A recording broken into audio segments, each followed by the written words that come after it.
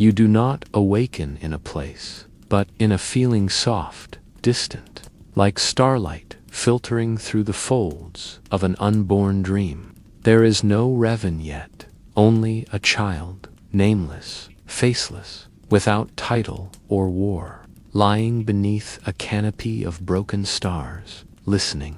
You feel the hum of hyperspace lanes before they're carved, the pulse of empires not yet born. All is silence, but it sings. There is no republic here, no Mandalore, no Jedi, or Sith only, the deep and formless cradle of potential, as if the Force held its breath, waiting for you to decide. And you do not remember your planet, not really. A world without sunlight, only the reflection of it off cold metal. You were no one there, but the Force saw something, a flicker of will beneath your fear. It pulled you, gently, toward its twin flames. Knowledge and power, they took you. The Jedi, not cruelly, not kindly, merely as the tide takes what floats. You were placed among others, all small lights, in long robes, all yearning to be more. Even then, you asked questions they would not answer. Even then, you touched the Force, not like a servant, but like a sculptor touches stone. You felt its shape, molded its whispers. You saw beyond what they taught. They whispered of balance, serenity, denial. You listened, but beneath their words, you heard the other melody. The dark current below, still water. You understood that the Force is not peace, it is will. It is storm and creation. The Masters tried to soothe you. They called you gifted. They feared you gently, but the stars called you something else, a name that had not yet been spoken. You were a student of history, of ancient texts buried beneath temples, no longer marked on star charts. You traced their steps, not with worship, but with curiosity. You were not drawn to the dark, but you did not run from it. And when the Mandalorian war drums began to beat across the outer rim, shaking the stars from their sleep, you rose. When the Jedi Council turned inward, whispering patience, you stepped outward. When they said wait, you said why. You were not yet Revan, but you were already something else with each ship you boarded. You became the face of resistance. You and your closest Alexander. But names began to shift, like gravity around a star. The Force, again, no longer soft, now it thundered. Not in opposition, but in union, as if it had been waiting for you to push against the current. Your followers hardened. You spoke not with speeches, but with presence. You became the storm, and they followed it. You brought fire where others brought doctrine.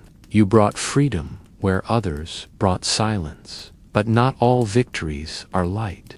You began to understand that to end a war, one must first know its origin. And so you followed them. You heard voices that had waited too long. You glimpsed the edge of something vast, something that spoke not to your ears, but to your soul. A presence cold and endless, wrapped in the armor of stars. You should have turned back, but you didn't, because by then, Revan, not a title, not a mask, a truth, you returned victorious, but you were not the same.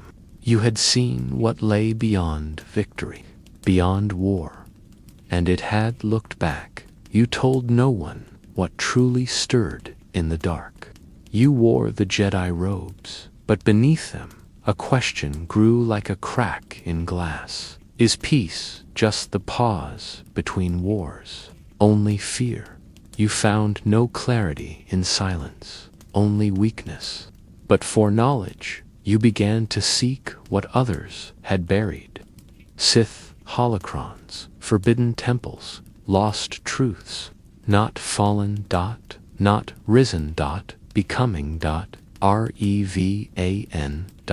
You remember now. The stars did whisper your name, a phantom tethered not to memory, but to momentum. The galaxy breathes around you, its lungs of dust and fire rising and falling with the war drums of stars. And you are no longer a voice questioning its rhythm, you are its echo. The mask is not on your face yet, but it waits in your shadow. You speak in commands now, not in curiosity. Your fleet cuts through the void like a thought sharpened into will. But you are not seeking conquest.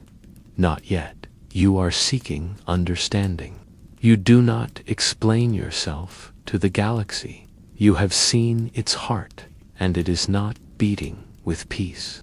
You speak to holocrons that open only for those who are no longer bound by fear. You walk through catacombs of ancient power where the Force no longer whispers, but sings low, seductive, mournful. There are moments when you forget the difference between learning and becoming. You tell yourself it is for the Republic, for protection, for strategy. But even your thoughts now feel sculpted by something older, something that does not argue. It enfolds. The line between strategy and surrender grows thin, and somewhere, amidst the echoing shadows of your search, you find it. Not a weapon, not a world, a presence, a throne of silence in the heart of dark space. The true Sith, they do not speak with mouths. They are cold hunger molded into sentience, and their empire is built not of stone or stars, but of surrender. You kneel, not in reverence, but in recognition. You do not fear them. You understand them. You see what they are, future scars echoing backward through time. They offer no choice, only clarity. You take it, not as servant, as mirror. You do not become Sith by title. You become them by understanding. You return not to warn, but to prepare. You cloak yourself in lies shaped like visions. You reach into the council's silence and leave behind echoes of prophecy. You no longer ask the galaxy to change. You begin to shape it yourself. You become two Revan and Malak, thought and flame, vision and voice. You build an empire not of chains, but of logic. You bend star systems, not with terror, but with inevitability. You say to the people, the Republic is broken, and they believe you because it is. You say the Jedi have become stagnant, and they nod because they have. You promise a future where fear is not weakness, but fuel, where order is not fragile peace, but forged obedience. You create a new order in the shape of your will. Planets bow, generals swear, holocrons open like flowers in your hand. You raise the Starforge from the forgotten reaches of the galaxy, and it sings to you not as machine, but as memory. On your doubt, your ambition, your clarity, and you understand you are no longer a seeker. You are the answer they feared. But power breeds reflections. You see it in his gaze, in the way he craves dominion, not understanding. He is thunder without lightning. You no longer walk beside him. You walk ahead.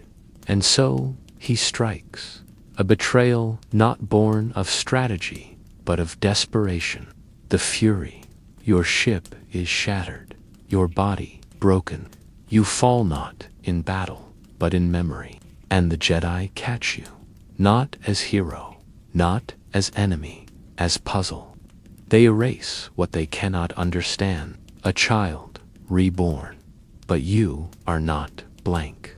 The echo remains, the Force remembers. You do not awaken in the Enclave as an initiate. You awaken as a storm under still skies. They speak of redemption, but it is control they seek. You feel it, the push beneath their words, the tremor in the force. They do not ask if you remember. They hope you never do. But the galaxy does not sleep while you dream. Your former empire hunts you. Shadows of your own design now march against your false peace. You hear their footsteps and recognize your own echo. You remember not in vision, but in action. Not in thought, but in instinct. You fight not as a Jedi, not as a Sith. You fight as someone who has seen both and trusts neither. You begin to reclaim the Kashyyyk's shadows whisper your forgotten orders. Manon's surface ripples with the reflection of your past, and the Rakata, in their hollow temples, speak your name with awe and fear. You do not rage. You do not kneel. You listen. You gather. You piece together the wound that is your name, Revan, and when it returns, it does not crash, it settles. A memory too vast to fear, too sharp to forget. You are Revan, not because they made you, because you never stopped being. And when you stand before the Starforge once more, when Bastila begs you to choose, when Malak's final breath trembles in your hands, you do not speak with revenge. You speak with silence, because, by then, you know, it was never about light or dark. It was about the will to shape the galaxy before it shapes you. You look upon the machine, that infinite factory of war, and you understand the true enemy was never the Sith. It was always forgetfulness. You destroy it, not because you are good, because you remember. And the galaxy shifts, not in peace, but in pause. You are Revan, the exile of absolutes, the scar in the story, the one who remembers that salvation and ruin are mirrors of the same choice. And somewhere, far beyond known space, something ancient stirs, not in anger, in recognition. You slip between the stars now, as one forgotten, yet never truly gone, drifting toward the edge of maps drawn by hands too small to understand the shape of your shadow. The Republic calls you savior, the Jedi call you redeemed, but neither word fits. They are garments sewn from fear and ignorance, too brittle to wrap around what you have become. You wear their silence like a cloak, hiding not from danger, but from destiny, because the galaxy still does not know what waits beyond the veil. But you do. You have always known, even when the Council wiped your mind, even when you walked among ruins, pretending to forget. There was a whisper beneath the whisper, a shadow under every breath, pulling you eastward toward the unknown regions, toward the source of the wound that never healed. You do not leave in anger.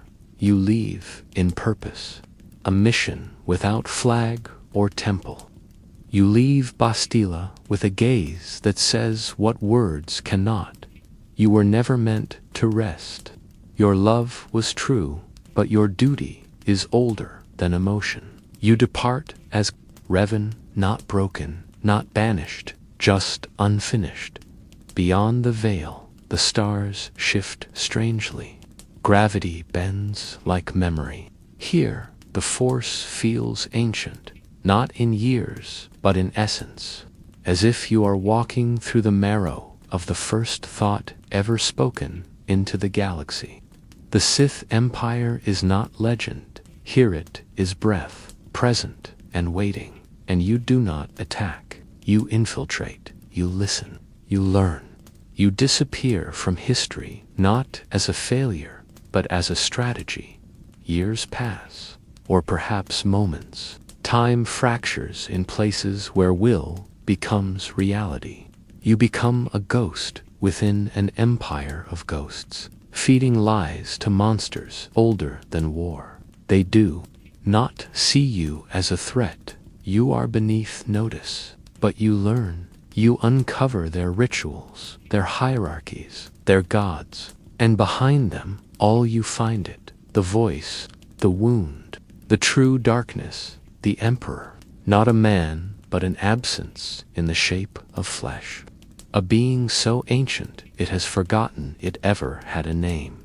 It does not rule, it consumes. And you understand, with a clarity sharper than any blade, that all your past was prelude. The wars, the betrayals, the triumphs, they were echoes of this. You did not fall because you were weak. You fell because you were close. Too close to seeing what no Jedi or Sith should ever know.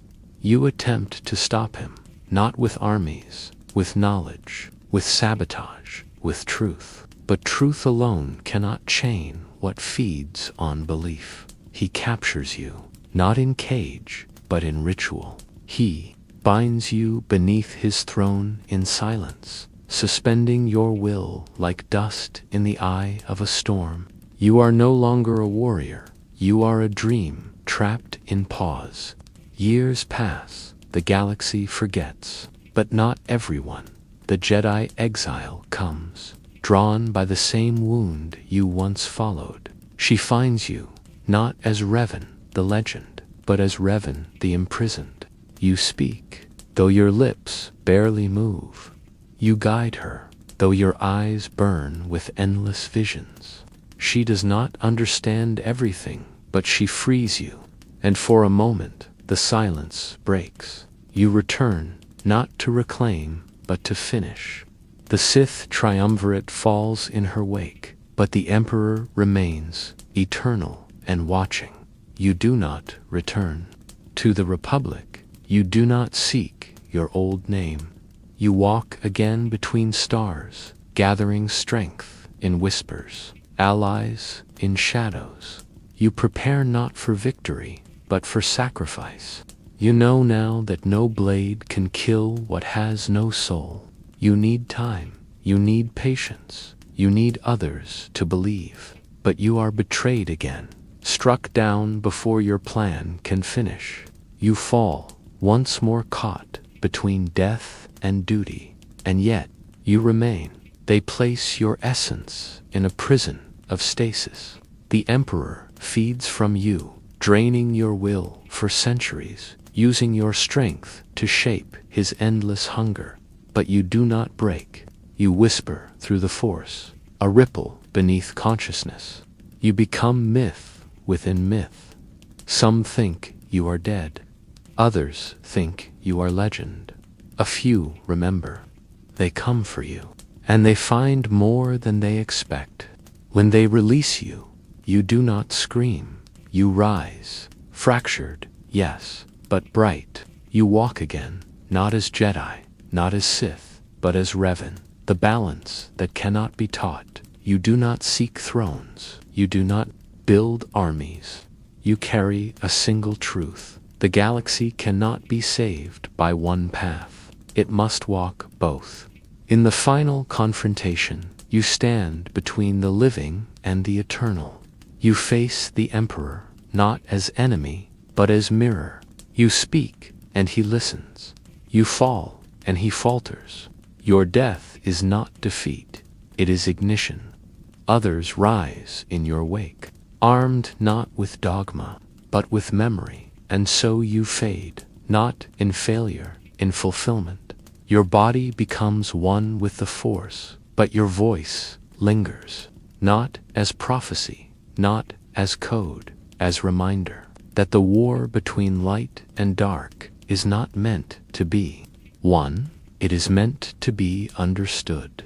That redemption is not forgetting who you were, but embracing what you became. That the Force does not favor sides, it listens to choice, and you. You were always choice given form. You drift now in starlight, not alone, but everywhere. In temples rebuilt and temples ruined. In the hush of Jedi younglings asking questions, in the silent hesitation of a Sith apprentice before the final blow, in the dreams of those who wonder if there is another way, you are Revan, and you are still listening. You awaken in darkness, not the absence of light, but the presence of silence thick, ancient, undisturbed. It clings to your skin like damp cloth, and beneath it, your breath is shallow, your name uncertain, your past a scattering of ashes across the void. There is no mirror here, only the black reflection of your own unspoken questions. You feel your face, searching, but there is no face, only a mask. Smooth, hard, impersonal. It does not conceal identity. It is the absence of it. And yet, you wear it not to hide, but to become. You do not remember where you are, but you remember war. You remember the way planets burned when you willed them to burn, the way stars seemed to flinch when your ships emerged from hyperspace, the way your voice once echoed across bridges of steel and command. You were Revan, but here you are no one. You lie in the space between memory and myth, waiting for the Force to speak, but it, too, is hushed. And yet, beneath that quiet, something stirs not, a voice, but a pull. The kind that tugs not at your mind but at the very gravity of your existence. A call to begin again, to unravel the thread you once spun across the galaxy. You rise, slowly, joints stiff with time or trauma, or both. Around you, the chamber is curved like the inside of a question. Symbols you once knew by heart adorn the walls, but they now pulse with meanings you can no longer read. You are not dead, you are waiting. But waiting for what? Outside, the stars have shifted. The Republic has moved on, drunk on its own survival. The Jedi have rewritten the past with trembling hands, shaping you into a lesson they barely understand. Some call you villain, others saint, but none know the truth that both titles are incomplete. You were not one or the other. You were the space between, and now, in the shadows of a galaxy that remembers your mask but not your face, you begin to move again, not with armies or declarations, but with intention. There are remnants of you scattered in forgotten places. Tombs that still echo with your voice, holocrons that flicker to life when your presence brushes near, followers who do not speak your name aloud, but trace it in dust with reverence. And there are enemies, always enemies, Sith who mimic your rise without grasping its origin, Jedi who tremble when they feel your presence ripple through the Force, like a memory they tried to bury, still clawing at the edge of awareness. You do not seek their attention. You seek only the wound, the one you felt long ago, before the war, before the fall, before the name Revan became more symbol than soul. You know now that the war was never just with Mandalorians, or Sith, or Jedi. It was with the shape of power itself. You walk again on Korriban's scorched skin. The tombs open to you, as if recognizing your return. You do not bow, you do not chant, you listen. The stone remembers your footsteps. The air hums with the ghosts of choices once made. You descend deeper than before, past where the acolytes dare to go, into caverns where even the dark side does not linger. It waits. You do not fear it. You have worn it. You have peeled it from your own mind like dead flesh. You touch the walls, and they pulse faintly, as if recalling a time when your will filled this place like breath fills a lung. Here you find echoes, not just of your own voice, but of those who came before you, beings whose names were erased by fear, whose teachings were buried beneath rubble and decree. You do not crave their power, you seek their understanding. You gather fragments, rituals, warnings, histories, etched in blood and forgotten languages. You are not here to claim a throne. You are here to understand why every throne eventually falls. And yet, even as you search, the galaxy stirs. Whispers drift from world to world of masked figures walking again, of old codes stirring in the Force. A new Sith empire rises on distant stars, drawing strength not from discipline, but from fear. You sense them, pretenders wrapped in your echo, wielding doctrines as weapons, misunderstanding the shadow for the source. You do not rage, you observe, but something burns in you, a memory of fire, of choice, of purpose not yet fulfilled. You are not here to correct their path. You are here to complete your own. And for that, you must go deeper still, beyond Sith, beyond Jedi, beyond the binary scaffolding that has shaped galactic thought for millennia. You journey to places unmarked, worlds that exist only in forbidden texts, wrapped in gravitational anomalies and ancient defenses. Places where the Force does not align to light or dark, but flows in strange spirals, as if drunk on its own potential. On these worlds, you find truths older than the Republic, older than the Sith species, older than the Jedi Code carved in temple stone. You kneel beside glowing wells of consciousness, where the Force murmurs in colors, not words. You walk through halls built by hands that were never flesh. You are shown visions, not of your past, but of the galaxy's future, fractured and repeating, like a wound that never closes because the blade that caused it was never removed. And you see your place within it, not as healer, not as destroyer, but as pivot. You realize then you were never meant to win or lose. You were meant to shift the axis, and so you return, not triumphant, but certain. You do not declare yourself, you appear. In council chambers where Jedi argue about destiny, your silence stills them.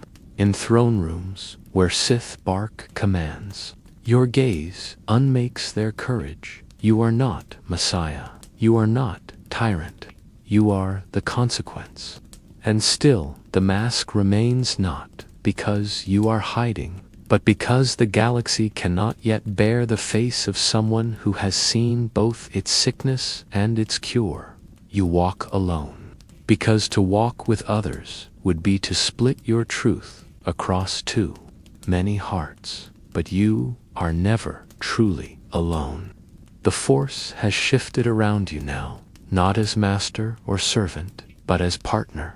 It no longer demands, it listens. It no longer pulls, it flows. And through it, you sense the final convergence, moment where the galaxy's endless pendulum may finally pause. But choice remains, always choice. And as you stand on the precipice of whatever comes next, the mask warms against your skin, not as armor, as memory. You remove it not for them, for yourself.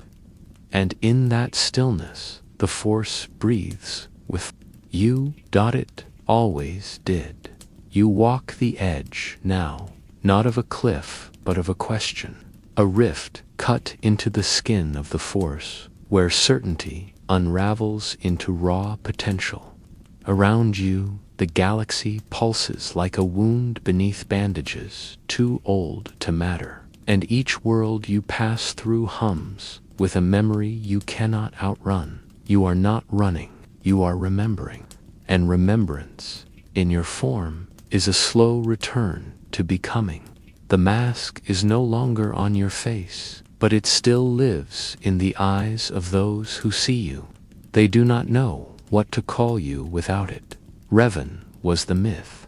The mask made it clean.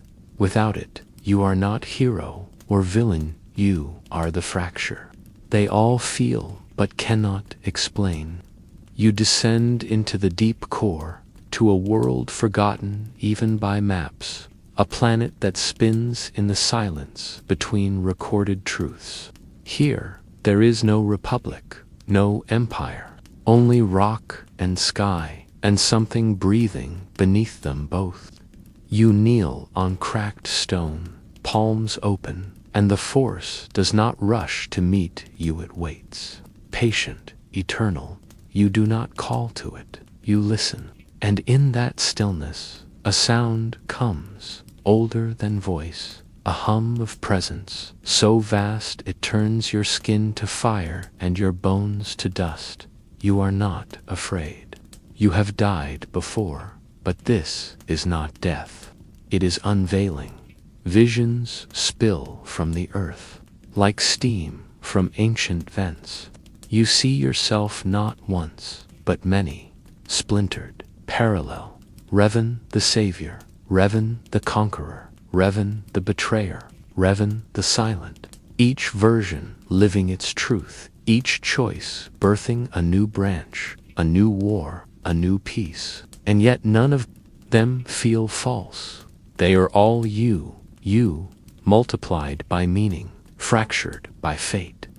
You fall to your knees, not in surrender, but in awe.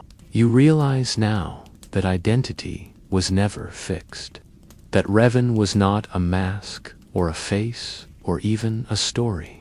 Revan was a door, and you have been its hinge.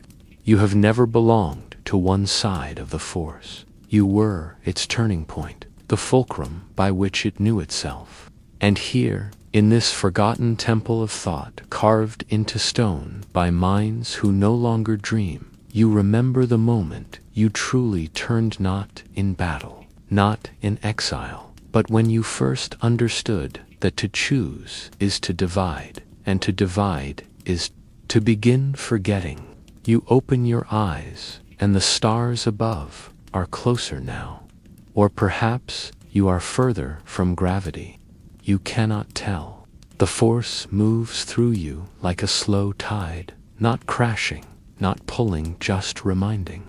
You rise, not because there is a mission, but because there is still breath. And breath means you are not done. You travel again, not outward, but inward.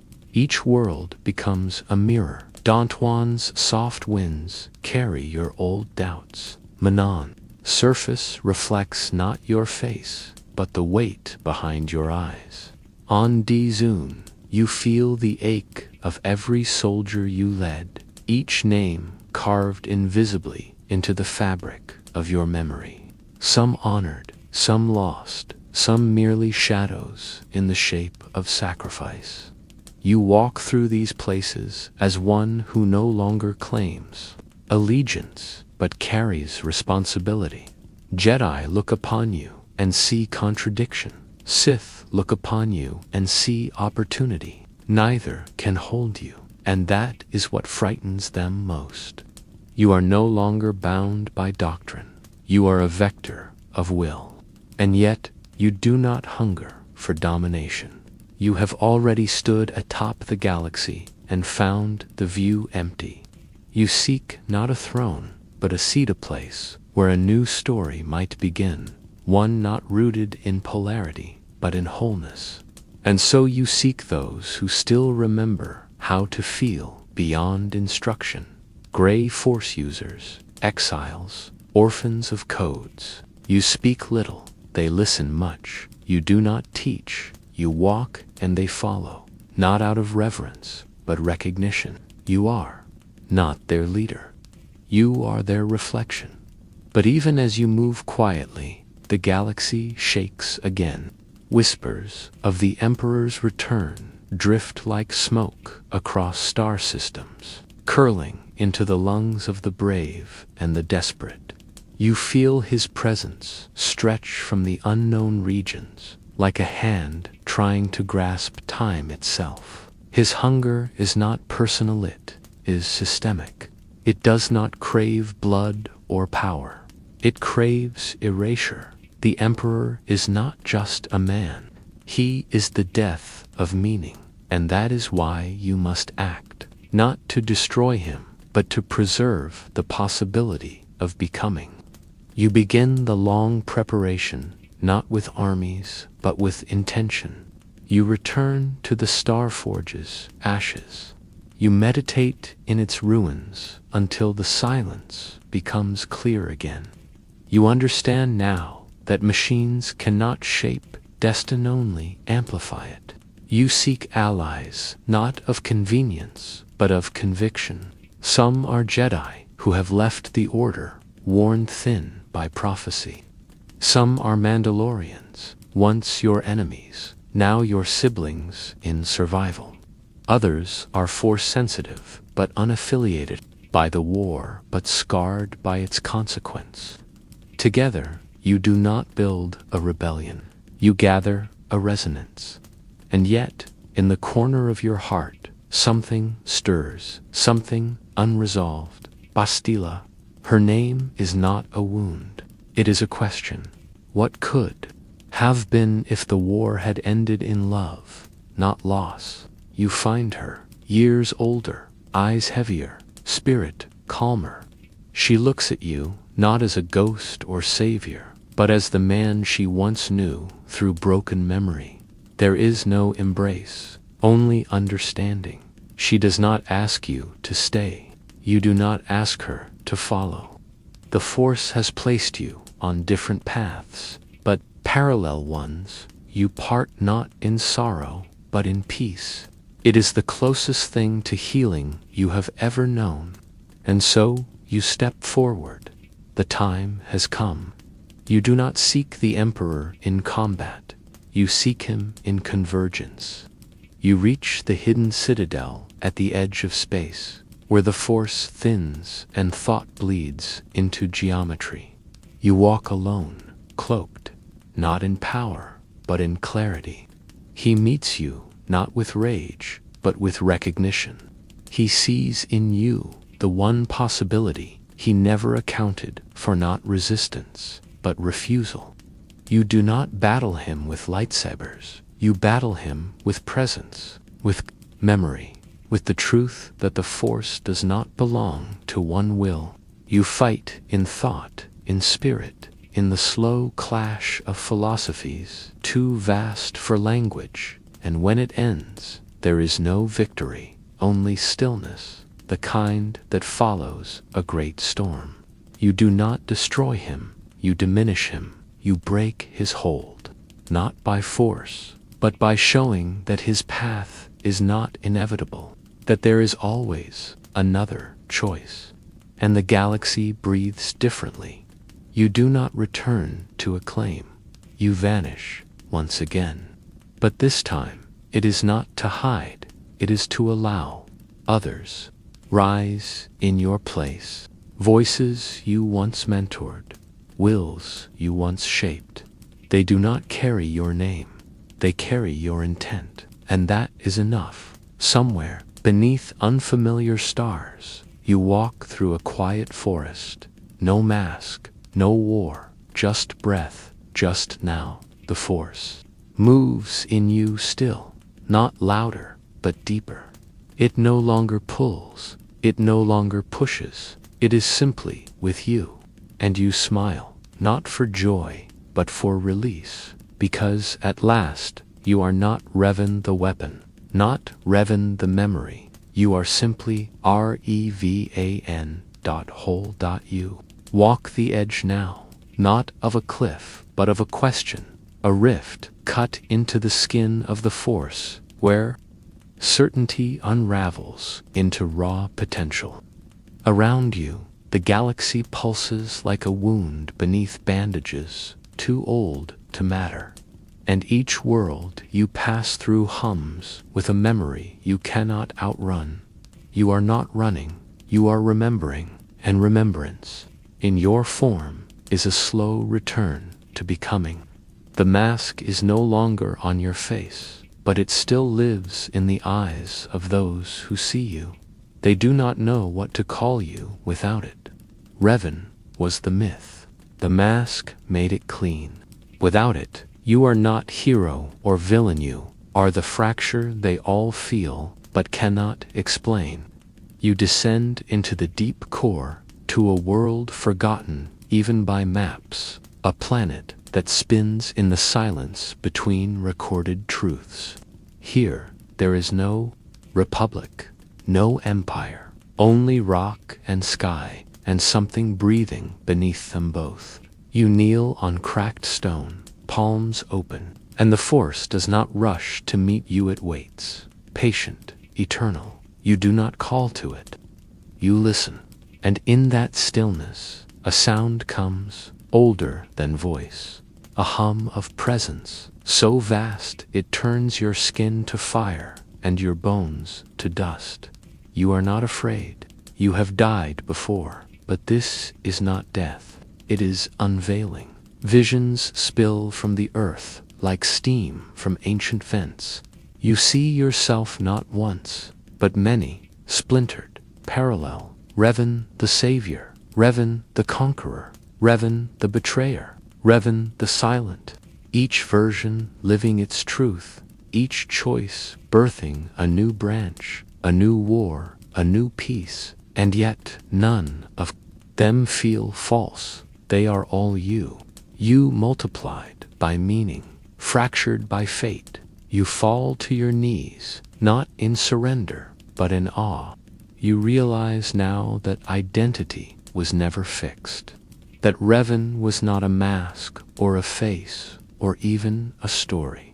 Revan was a door, and you have been its hinge. You have never belonged to one side of the Force. You were its turning point, the fulcrum by which it knew itself. And here, in this forgotten temple of thought, carved into stone by minds who no longer dream, you remember the moment you truly turned, not in battle, not in exile, but when you first understood that to choose is to divide, and to divide is to begin forgetting. You open your eyes, and the stars above are closer now, or perhaps you are further from gravity. You cannot tell. The Force moves through you like a slow tide, not crashing, not pulling, just reminding. You rise, not because there is a mission, but because there is still breath. And breath means you are not done. You travel again, not outward, but inward. Each world becomes a mirror. Dantuan's soft winds carry your old doubts. Surface reflects not your face, but the weight behind your eyes. On D-Zune, you feel the ache of every soldier you led, each name carved invisibly into the fabric of your memory. Some honored, some lost, some merely shadows in the shape of sacrifice. You walk through these places as one who no longer claims allegiance but carries responsibility. Jedi look upon you and see contradiction. Sith look upon you and see opportunity. Neither can hold you, and that is what frightens them most. You are no longer bound by doctrine. You are a vector of will, and yet you do not hunger for domination. You have already stood atop the galaxy and found the view empty. You seek not a throne, but a seat, a place where a new story might begin, one not rooted in polarity, but in wholeness. And so you seek those who still remember how to feel beyond instruction. Gray Force users, exiles, orphans of codes. You speak little, they listen much. You do not teach, you walk, and they follow, not out of reverence, but recognition. You are not their leader. You are their reflection. But even as you move quietly, the galaxy shakes again. Whispers of the Emperor's return drift like smoke across star systems. curling into the lungs of the brave and the desperate. You feel his presence stretch from the unknown regions like a hand trying to grasp time itself. His hunger is not personal, it is systemic. It does not crave blood or power. It craves erasure. The Emperor is not just a man, he is the death of meaning. And that is why you must act, not to destroy him, but to preserve the possibility of becoming. You begin the long preparation, not with armies, but with intention. You return to the Star Forge's ashes. You meditate in its ruins until the silence becomes clear again. You understand now that machines cannot shape destiny, only amplify it. You seek allies not of convenience, but of conviction. Some are Jedi who have left the Order, worn thin by prophecy. Some are Mandalorians, once your enemies, now your siblings in survival. Others are Force-sensitive, but unaffiliated by the war, but scarred by its consequence. Together, you do not build a rebellion. You gather a resonance. And yet, in the corner of your heart, something stirs, something unresolved. Bastila. Her name is not a wound. It is a question. What could have been if the war had ended in love, not loss? You find her, years older, eyes heavier, spirit calmer. She looks at you not as a ghost or savior, but as the man she once knew through broken memory. There is no embrace, only understanding. She does not ask you to stay. You do not ask her to follow. The Force has placed you on different paths, but parallel ones. You part not in sorrow, but in peace. It is the closest thing to healing you have ever known, and so you step forward. The time has come. You do not seek the Emperor in combat. You seek him in convergence. You reach the hidden citadel at the edge of space, where the Force thins and thought bleeds into geometry. You walk alone, cloaked, not in power, but in clarity. He meets you not with rage, but with recognition. He sees in you the one possibility he never accounted for, not resistance, but refusal. You do not battle him with lightsabers. You battle him with presence, with memory, with the truth that the Force does not belong to one will. You fight in thought, in spirit, in the slow clash of philosophies, too vast for language. And when it ends, there is no victory, only stillness, the kind that follows a great storm. You do not destroy him, you diminish him. You break his hold, not by force, but by showing that his path is not inevitable, that there is always another choice, and the galaxy breathes differently. You do not return to acclaim. You vanish once again. But this time, it is not to hide, it is to allow others rise in your place. Voices you once mentored, wills you once shaped. They do not carry your name, they carry your intent, and that is enough. Somewhere beneath unfamiliar stars, you walk through a quiet forest. No mask, no war, just breath, just now.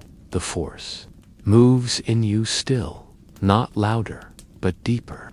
It no longer pulls, it no longer pushes.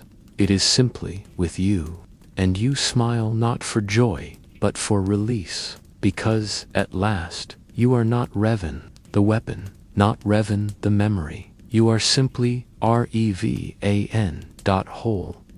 You do not know when the wind began to carry the sound of your footsteps again, only that it does, soft, against the broken stone of another forgotten world. A place where suns rise in silence, and the stars are veiled in the hush of old things waiting. You walk not to arrive, but because stillness has never meant stagnation for you. You walk because something in the Force continues to ripple outward, like the echo of a bell no one remembers ringing. The galaxy has changed. Empires rise and fracture like glass struck beneath too many suns. Jedi temples bloom like flowers and burn just as quickly. The Sith divide endlessly, reflections fighting reflections in a room of warped mirrors. You pass through it all like breath through frostine, felt but ungraspable. They whisper again. Not all, just the ones who still feel. The ones who know that beneath history's rehearsed declarations, something deeper has always moved. Slow and sacred, your name is spoken only in candlelit corridors, by monks without orders, by orphans who dream of balance, by Force users who bow to neither light nor shadow but stand where the two intertwine. They call you Revan still, but without fear, without title. Only reverence. Not for what you did, but for what you chose not to become. You reach the outer edge of space again, where the stars no longer remember Republic names or Sith creeds. And here, the Force feels thick, almost fluid, like a current of ink through which thought swims slowly. You kneel beneath a sky you do not recognize and feel the pressure of destiny lift at last from your shoulders. You are not needed here, and still you stay, because something lingers in the pulse of existence, a rhythm not quite settled. You feel it in dreams, not of war or memory, but of possibility. In those dreams, the Force appears not as light or darkness, but as a tapestry, woven, endless, threaded with stories that curve and twist and dissolve. You see yourself, not in one place, but many, a teacher with no students, a soldier who never fought, a wanderer who planted gardens instead of flags. Each vision holds no regret, only reflection. And when you wake, you understand the quiet ache in your chest is not longing. It is the slow untethering of a soul no longer bound to movement. You walk now not to change the galaxy, but to witness it. But the galaxy does not forget so easily. One day, you come across a temple that bears your sigil. Not your name, not your face, just the shape of your path carved into its stone by hands who never knew you. Inside, young voices chant not dogma, but questions. You watch from the doorway, invisible to them, and something warm coils behind your ribs. These are not Jedi, not Sith, just seekers. They speak of choice, of pain as teacher, of love not as reward, but as practice. You listen, not as judge, but as learner, and in their voices you hear the possibility of something new, not a new order, not a new war, a new rhythm, one that does not swing between absolutes. You leave them without a word. They do not need your story. They are building their own. And as you walk back into the wilderness, the Force moves with you not in command, but in step. It feels lighter now, not empty. Just whole dot, seasons pass like tides on a world without clocks. You age, slowly, beneath twin moons and the occasional comet that kisses the sky like a farewell from forgotten stars. You do not fear death. You do not wait for it. You live. You cultivate quiet things, flowers that bloom under moonlight, books filled with symbols even you no longer fully decode. You share food with travelers who do not know your name, and when the Force stirs, it does so gently, like a cat curling beside your dreams. There is peace, not granted, but grown. And then one day, you feel it, the shift, small at first, a tremble in the deep. Somewhere far, the Sith have fractured again, and something older than anger has crawled up from the ruins. You feel its hunger, the shape of it familiar, not the Emperor, not a rival, just the cycle, groaning back to life. You stand at the cliff edge, gaze cast across a sea you once swam in rage, and you do not weep, you do not sigh. You simply breathe. You know what is coming. You always did. The galaxy is not healed. It is simply waiting for the next voice to speak loudly enough.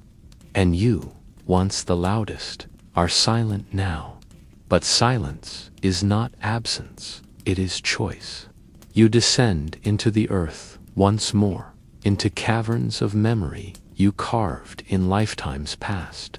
There, in the dark, you speak to the Force not with words, but with will.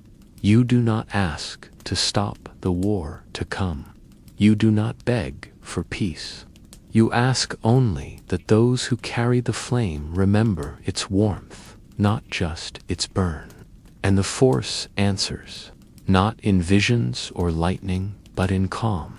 A stillness so total, your heart slows to meet it. You sit there, for days, perhaps years. Time no longer speaks in your language. And when at last you rise, something in you has shifted, not grown, not diminished, refined. You return to the stars one last time. You travel without path, without allies, without reason other than instinct. And on a world where the sky burns purple at dusk, you meet a child. They do not fear you, they do not revere you. They ask you, simply, what do I do with this? And open their palm to reveal the flicker of Force sensitivity. Fra, confused, honest, you kneel, place your hand gently over theirs, and say, the only thing that has ever mattered. Choose. No lesson, no law, just choice. And in their eyes you see the future, not bright, not dark, just open. And it is enough. Later alone again, beneath stars that stretch like scars across the heavens, you rest. The Force moves through you, not as river, but as ocean vast, slow, eternal. You feel your body soften, not from weakness, but from trust. The kind that comes after every war has been understood. You do not fade, you do not ascend. You become quiet, and in that quiet, the galaxy sings, not in language, not in sound, but in rhythm. The rhythm of all things, finally allowed to become themselves. You are not legend. You are not warning. You are not salvation. You are Revan, and now you are peace, you are falling again. But this time there is no fear, no scream, no flailing reach toward salvation, only the strange serenity of descent into something inevitable. The stars above you stretch into lines, not of light, but of memory unraveling across the void, like strands from a tapestry you once helped weave. You are not falling into darkness. You are falling into what was always waiting, yourself. The cold does not bite. The silence does not suffocate. They simply make room. You drift through this chasm between thoughts, and though your body is suspended, in stillness, your mind moves with the weight of galaxies. Faces bloom and fade, Malak's laughter before betrayal. Bastila's eyes searching yours in a moment too brief to hold. The roar of battles waged in the name of freedom, or vengeance, or something older. You do not mourn these memories. They are not lost. They are the path you walk, laid out not in stone, but in choices that echo still. And as you fall, you realize you are not descending, You are being drawn inward, pulled by a current older than your name, older than the mask, older even than the Force as you were taught to understand it. This is not the fall of the hero. This is not the descent of the villain. This is the return of something forgotten, something buried beneath doctrine and identity and war. You land not on ground, but within a moment, a stillness that stretches like an ocean beneath a glass sky. Around you, no battlefield, no throne, just a plain of silence, punctuated only by the hum of your own presence. And there, in that endless space, it waits. The truth, not in the form of an answer, but as a mirror. You see yourself not as you were, not as you are, but as you could have been in every path you turned away from. A child left behind by a frightened family, a Jedi who never questioned, a Sith who never hesitated, a man who chose love over victory, a warrior who died before legend, hardened around his name. They are not ghosts, they are you, all of you. And in their gaze, you feel no accusation, only remembrance.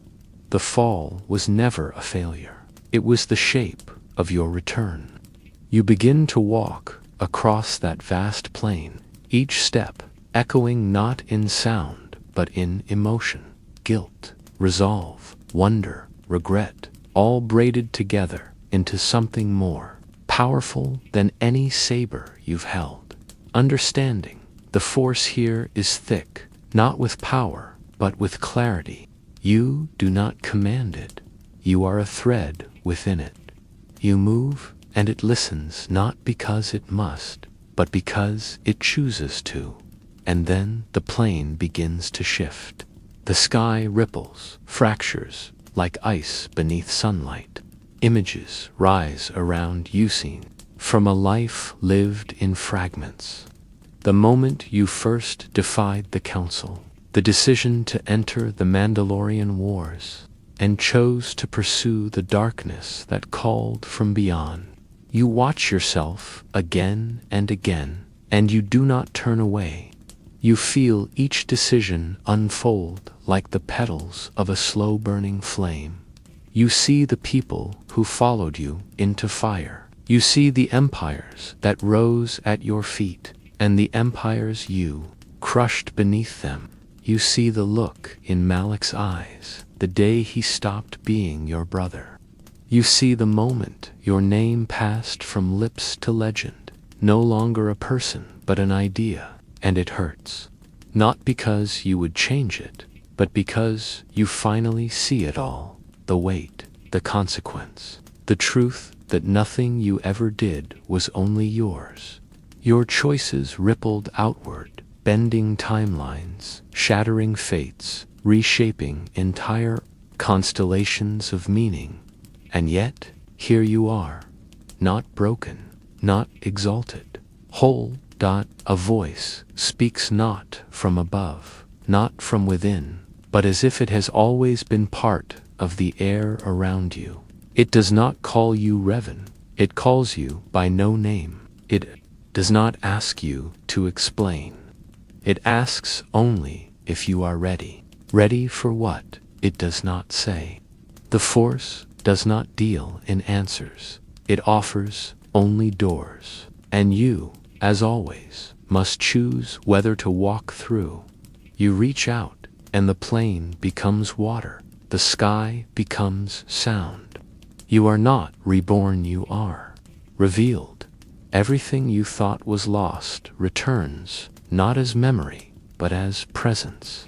The child, the general, the exile, the teacher, the seeker. All aspects of a single soul, gathered now in one vessel. You feel the Force surge through you, no longer split between light and shadow, but moving in harmony like breath. You need in submission, but in acknowledgement. This was always the journey, not to conquer, not to save, but to remember. You rise, and the world around you bends not to your will, but in response to your understanding. And as you take your first step forward, the vision shifts again. You see the galaxy, not as it is, but as it could become. A place where the Force is no longer a battlefield, where Jedi do not fear emotion, and Sith do not crave chaos, where balance is not a myth whispered to initiates, but a living current that flows through all. You see temples built not on dogma, but on compassion. You see students who ask instead of obey. You see leaders who listen instead of command. And at the heart of it all, you see a figure robed in twilight, face unmasked, eyes unafraid. It is not you. It is someone who carries what you've left behind, someone who builds on the path you cleared. And in that moment, you understand. You were never meant to complete the story. You were meant to open it. The fall was not the end. It was the key. The return is not yours alone. It belongs to everyone who chooses to awaken. You close your eyes, and the plane fades. You are in your body again, wherever it lies, suspended between timelines and truths. You do not need to move. You do not need to speak. You simply are. And through you, the Force remembers itself, not as judge or weapon or guide, as possibility. You do not know what comes next, but you are not afraid, because the fall that brought you here was never about loss. It was always about return. You move now, not with purpose, but with presence, drifting through a galaxy that has forgotten the sharpness of your name, but still quivers in its shadow. A galaxy where peace is spoken of in treaties and enforced by tension, where the Jedi hide behind doctrine and the Sith devour themselves in loops of ambition. And through it all, you are a current that flows beneath the surface, unseen but undeniable. You do not wear robes or armor or a symbol. You are not a herald or a ghost. You are the echo of a choice still unfolding. Planets you once burned now bloom again, their soil richer from the ashes, and on some of them your name is a curse, on others a prayer, but you do not linger to correct them. You are not here to be understood. You are here because the Force still sings, and in that song is a note that calls to you, soft and broken like a child learning its first words. You land on a moon with no name, its sky soaked in blue dusk, and as you walk the ridges, you feel the memory of battles that never happened, futures that fractured before they began, and you know, this place is not simply forgotten, it was erased. You press your hand to the rock, and the Force answers with a shudder. Beneath this world lies a chamber, and in it an artifact, not Sith, not Jedi, something older. You descend alone, without saber or shield, and the stone parts like breath. The chamber is circular, carved in a language that doesn't use sound, a spiral of meaning that coils inward until it touches silence. At the center lies the objectosphere of obsidian, untouched by time, pulsing faintly with a rhythm that matches your own.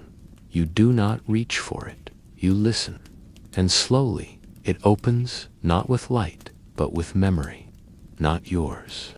The galaxies. You see the first beings who bent the Force without naming it, who shaped it with dance and lament and fire. You see wars fought before language. You see the first lie told, that the Force could be controlled. And you see the hands that built the Jedi Order not out of purity, but out of fear. Fear of chaos, fear of shadow, fear of feeling too much. You weep, not from sorrow, but from recognition. You have felt these things.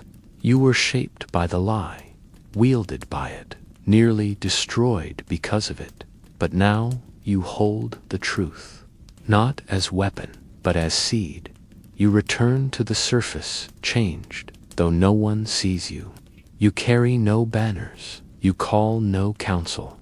Instead, you journey back to the heart of the galaxy, to Coruscant, cloaked not in darkness, but in indifference.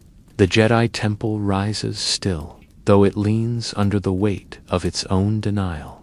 You enter not through gates, but through the old passages the Order sealed after the last war. The corridors are empty. The Force here feels muted, like a song sung. Too often, you find the old chamber where they judged you, erased you, whispered redemption into your scars. You stand in the center, and you do not speak. You feel, the walls remember. The marble cracks gently beneath your presence, not in rage, in release. And from the corners of the temple, young voices stir. Padawans who have felt the tremor, masters who tighten their grip on tradition, unaware that the tremor is not a threat but a heartbeat. You leave before they see you. You are not here to be their teacher. You are here to remind the galaxy that the Force does not belong to them or to anyone. It breathes through all, and it is changing. You begin to feel the shift across worlds. A pilot on Corellia walks away from battle after a vision he cannot explain. A child on Ryloth reaches out and heals a wounded animal without ever knowing what she touched. A Sith apprentice hesitates before a kill and feels not guilt, but clarity. These are the ripples. These are the signs. You have not brought peace. You have brought renewal. The galaxy is remembering something older than rules. It is remembering itself. Still, the darkness is not idle. In the unknown regions, something stirs. Not a remnant, not a fleet, but a hunger. A presence that feeds not on fear or pain, but on disconnection. It was not born of war. It was born of forgetting.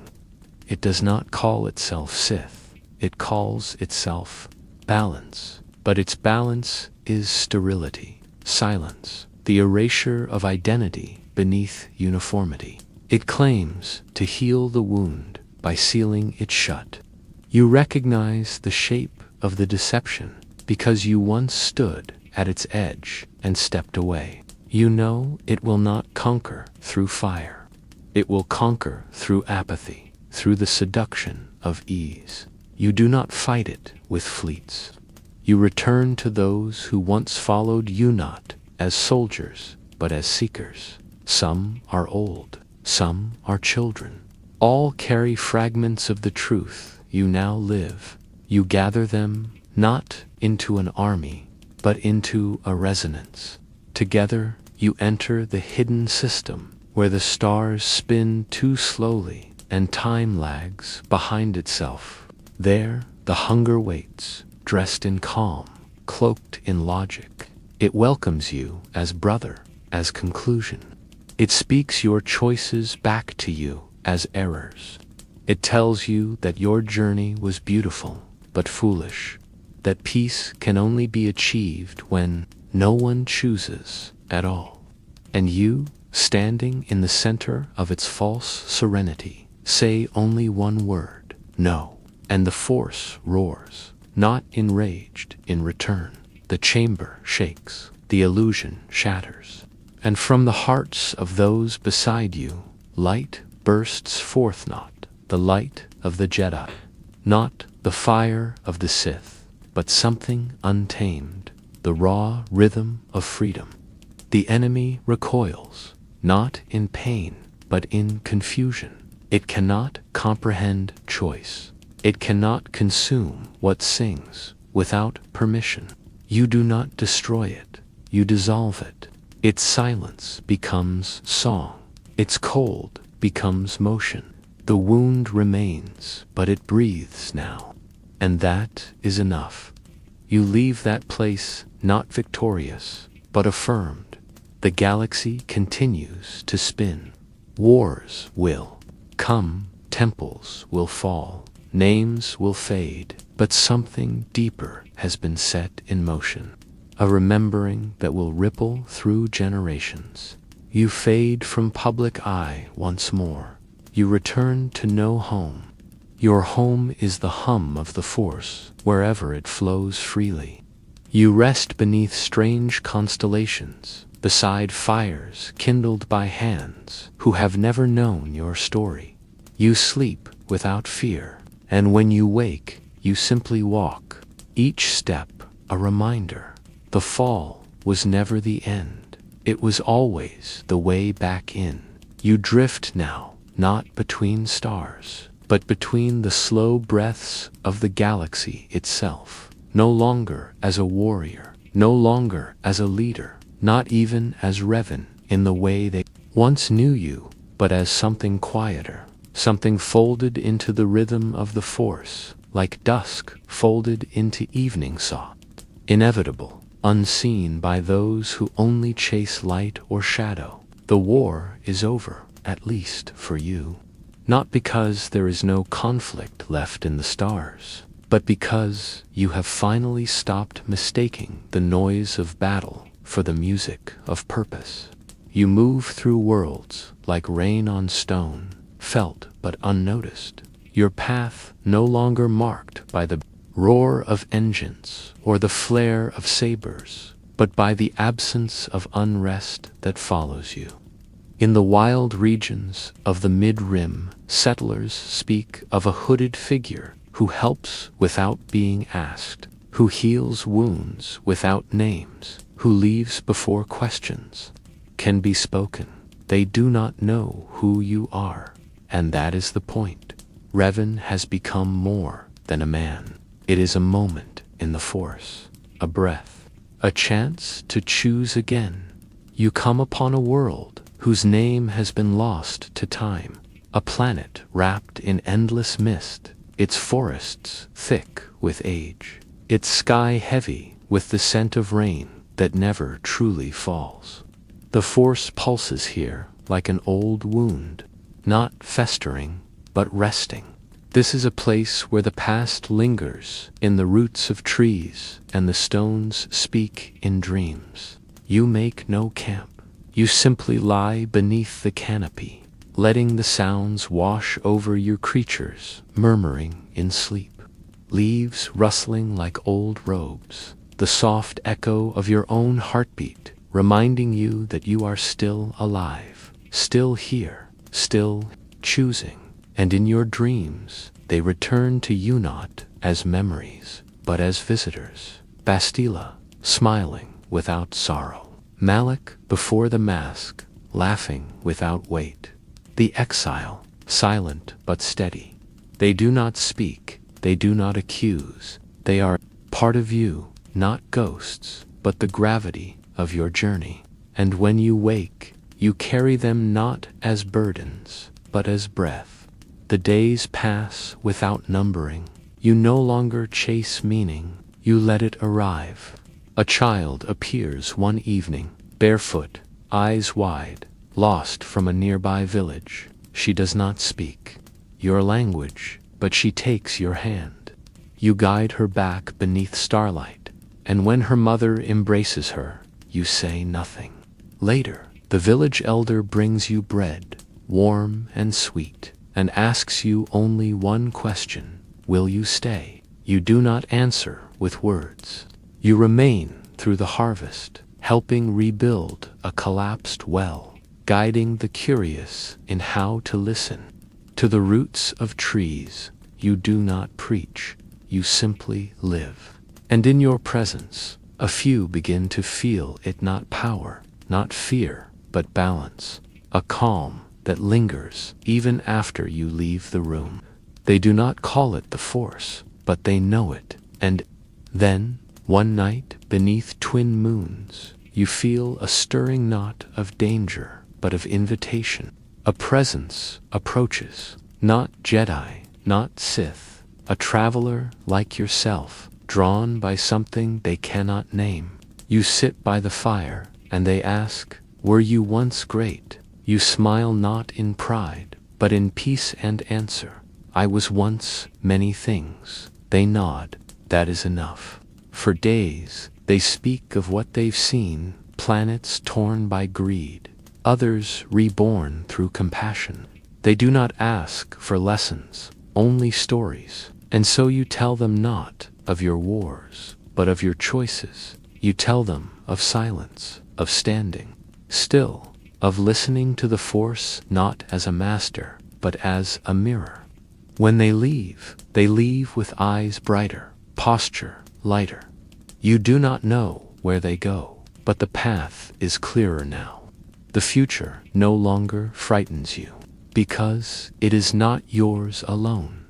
You begin to feel the edges of time curling inward. Your body, once carved by conflict, now moves slower. Your hair, once hidden beneath masks and hoods, grows white like snow upon stone. But there is no sorrow in this, only rhythm.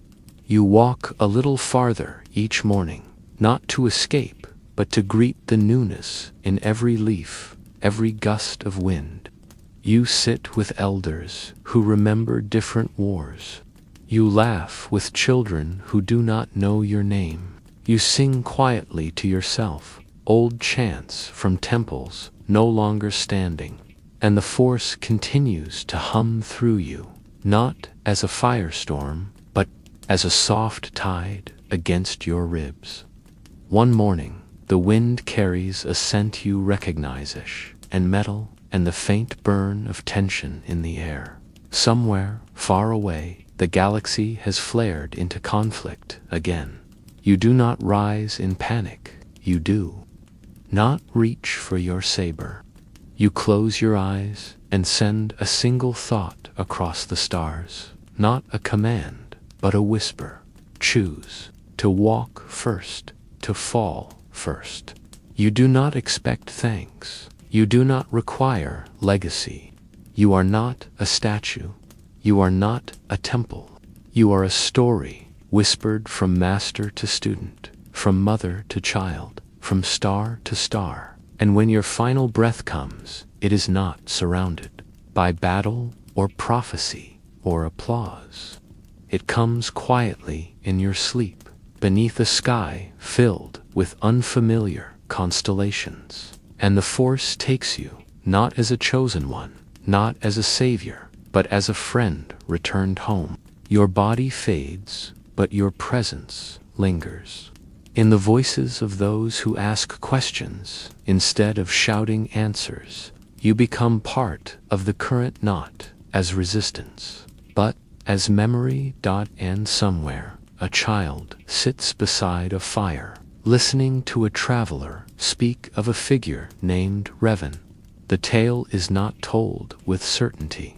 The traveler admits they do not know what parts are true, only that the one called Revan once walked through shadow and light, fell without shame, rose without pride, and reminded the galaxy that the Force does not divide, it connects. And the child, wide-eyed, asks, what happened to him? He became the quiet between stories, so others could begin. And in that silence, the galaxy turns, and you remain. You arrive at the temple long after it has been forgotten.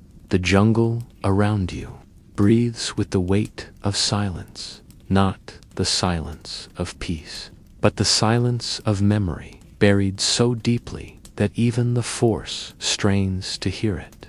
Yet you feel it with each step beneath the layers of moss and the cracked bones of trees. There is a hum, a pulse, a wound. The Force here is fractured, not severed, but frayed like a rope pulled too tight for too long. You step through the curtain of vines and into the remnants of what was once a grand archway carved with sigils that now resemble scars more than script. The stones shift beneath your weight, not with resistance, but with recognition. You are not the first to walk this path, but perhaps you will be the last. The air is thick and warm, scented with decay and the sharp tang of something older than rot, something like old fire, like breath held for centuries. And though your hand never touches your weapon, your muscles carry the memory of drawing it, as if the walls themselves remember what happened here. You descend into the belly of the temple, light from the canopy fading until only the glow of the force within you guides your way. The further you go, the more the air shifts, the more your thoughts begin to echo against themselves. Memories not your own ripple through your mind, a scream beneath stone, a chant in a language made of sorrow, a blade igniting in betrayal. You are not alone here, not truly. The temple is filled with impressions, with the resonance of choices made in anger, in hope, in desperation. This place is not sacred, it is not cursed, it is a convergence point, a scar upon the skin of the force where something profound and irreparable once occurred. You reach the inner sanctum, its floor, a mosaic of shattered crystal and ash, and you see it, the altar. It is not grand, it is not adorned. It is a slab of obsidian worn smooth by time and grief. Above it, the ceiling has long since collapsed, revealing a circle of open sky where the light filters through as if afraid to fall too deeply. You do not kneel, you sit, and in the silence it begins. Not a voice, a memory, not your own, someone else's, a Jedi, long ago, standing in this very chamber, their hands shaking, their eyes wide with the revelation that the light was not enough, that compassion could falter, that even the most disciplined mind could fracture under the weight of unacknowledged shadow. You feel the moment they broke, not loudly, but like ice cracking beneath gentle pressure, and with their fracture, the force itself split, just slightly, enough to leave a wound that never closed. This is the Temple of Echoes, and every soul who has passed through has left a piece of themselves behind. Some came seeking healing, others power, all left changed. You close your eyes and reach deeper, not with will, but with surrender. You let the temple show you its pain. You see a child trained here, taught to suppress, to meditate away the questions that burned in her bones. She grew into a master, revered, controlled, until one night the force screamed in her dreams, and she awoke, not enlightened but terrified. She walked into this chamber and asked the force why it demanded so much silence. She left her saber on the altar and walked into the jungle, never to return. You see a Sith acolyte who came to consume the temple's secrets, laughing as he cut down the guardians left behind. But when he reached this room, he wept not because he was afraid, but because he realized the hunger inside him was never his. It had been taught, fed, sharpened by masters who mistook emptiness for strength.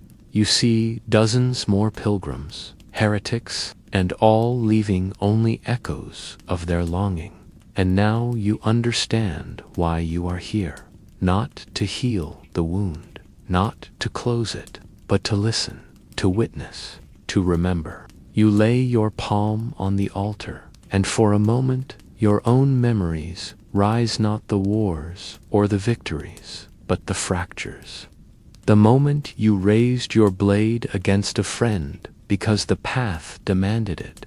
The moment you gave an order that doomed a city to save a world.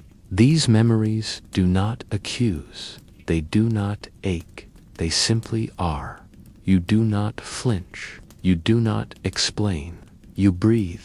And in that breath, the temple breathes with you.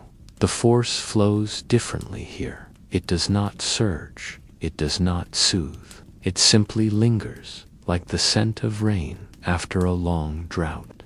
You open your mind and feel the pattern not of light and dark, but of shatter and stitch, of rupture and repair. The force was not broken by evil. It was broken by denial, by the illusion that it could be neatly divided, categorized, tamed. This place is not a ruin. It is a mirror. It reflects not your face, but your fractures. A thin line of light spills from within, casting strange patterns on the walls. You do not touch it. You simply watch. And in the glow, you see a vision, not of the future, but of a possibility, where initiates are not stripped of emotion, but taught to listen to its song, where darkness is not feared, but understood. You blink, and it is gone, but the warmth remains. You leave the sanctum without closing the door. Some doors are not meant to be sealed. Outside, the jungle has shifted. The air feels lighter, not healed awake. As you walk through the archway once more, you know the temple is not finished with you. It may call again one day. You begin the journey back through the vines, through the hush, carrying nothing with you but presence. And far above, the sky begins to rain, not violently, but like the first tear after a long silence. You do not look back. You do not need to. The force has not been fixed. It has been remembered. You wander beyond the jungle's edge, with the echo of the temple still pulsing faintly behind your ribs. A resonance, not loud, not painful, but persistent, like the memory of a name half heard in a dream, returning each time the wind bends a certain way. The ground beneath your feet is soft with moss and time, and above, the sky stretches wide and indifferent. Force guides not in direction, but in gravity. The jungle gives way to plains, and the plains to ruins, and old outposts crumbled beneath generations of dust and vines. You pass through it like mist, sensing the footprints of forgotten centuries and the breath of watchers long since dissolved into soil. The walls whisper nothing, and yet you understand. This place once stood to protect something that should never have needed protection, understanding. And now, it lies open, not as a failure, but as a return. You walk through its corridors, not seeking relics or power, but presence. Not Sith, just a spiral drawn with care. You rest your hand upon it, and for a moment, your heart slows to match its rhythm. Night falls slowly, casting violet shadows across the wreckage. You sit beneath the broken frame of what might have been a watchtower and watch the stars bleed into view, one by one, like eyes opening on ancient truths, not as a battlefield, but as a body, whole, fragile, vast. You were young then, hungry, certain now. There is no hunger, no certainty, only space, and in that space, a softness you once mistook for weakness. You sleep lightly, and your dreams are no longer of fire. They are of breath, of hands reaching, not to strike, but to hold. And when you wake, the wind carries voices, not real, not present, but remembered. You could have done more, one says, and you do not argue. You did what was needed, says another, and you do not cling. The truth lives somewhere between them, fluid, shifting like light over water. You rise and move again, not to escape, but to follow. The force is leading you somewhere old. You arrive at a canyon carved by time and sorrow. its walls etched with the marks of old battles, not the kind fought with weapons, but the kind fought in spirit. You feel them waves of emotion fossilized into stone, the remnants of belief so powerful it reshaped matter. You descend carefully, the path narrow and broken, until you reach a flat basin at its heart, where a pool of still water reflects the stars even during daylight. You do not flinch, you bow your head to them all. You have worn many names, carried many burdens, and now they settle within you, not as noise, but as harmony. You speak aloud, though no one listens but the wind. I am not here to be forgiven. I am here to remember. And the water shifts, glowing faintly with something deeper than light. You reach in not to take, but to feel, and, for an instant, the galaxy folds. You are standing not in the canyon, but on a battlefield from your past.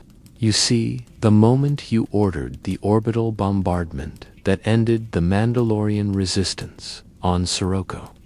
You feel again the silence before impact, the breath the planet took before it screamed. You feel it all not as guilt, but as gravity. It pulls on you, anchors you in the truth that every act becomes a scar somewhere. You walk through the memory, not to erase, but to understand. The soldiers who obeyed you, the enemies who feared you, the civilians who never knew your name. Their stories brush against you like wind in tall grass, and you let them pass through you.